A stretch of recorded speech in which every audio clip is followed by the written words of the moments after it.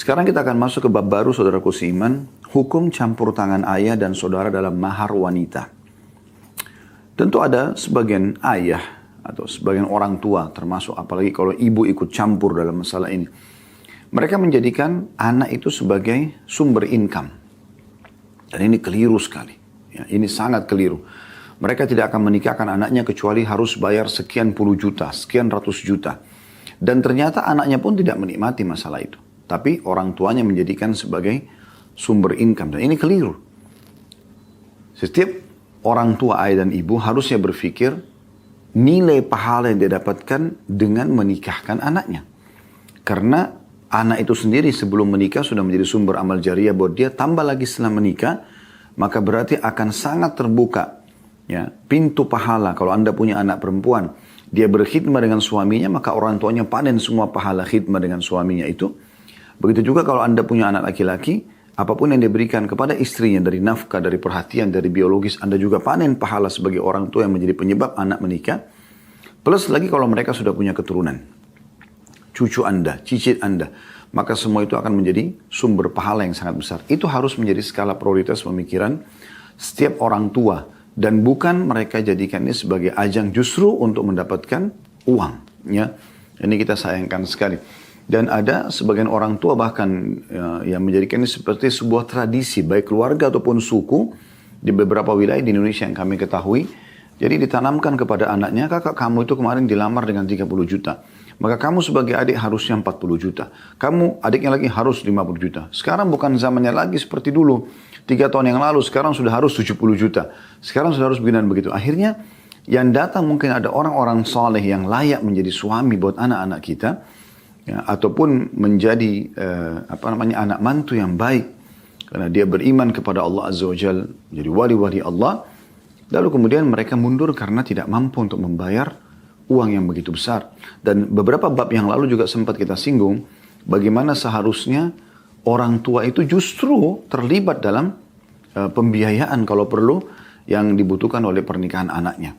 Jadi dia mencari anak mantu yang baik, kemudian orang tua membantu anaknya agar bisa melaksanakan pernikahan tersebut ya, sebagai bentuk sedekah yang baik kepada anaknya. Kita akan bacakan apa yang ditulis oleh Syekh Abdullah. Ya. Beliau mengatakan, hukum campur tangan ayah dan saudara dalam mahar wanita. Itu judulnya. Lalu isinya adalah, seorang ayah tidak boleh turut campur dalam mahar putrinya.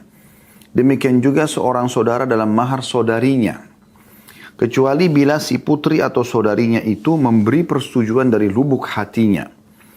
Adapun orang yang memang tidak memiliki rasa malu atau tidak memiliki rasa takut sedikit pun, lalu ia mengambil harta milik putri atau saudarinya itu, maka hukumnya adalah haram. Haram, tidak boleh dijadikan sebagai tabungan, pendapatan pribadi. Ya. Mengambil harta dengan mengandalkan kekuasaan dan kemampuan mengintimidasi adalah haram sekali.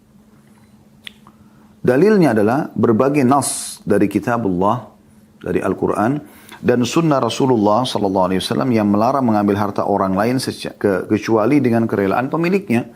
Seperti misalnya firman Allah SWT dalam surah An-Nisa ayat 29. Yang berbunyi, A'udzubillahi minasyaitonirrajim, Ya ayyuhalladzina amanu la ta'kulu amwalakum bainakum bil batili illa an takuna tijaratan an taradin minkum.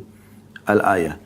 Yang artinya, hai orang-orang beriman, janganlah kamu saling memakan harta sesamamu dengan jalan yang batil, kecuali dengan jalan perniagaan yang berlaku dengan suka sama suka di antara kamu.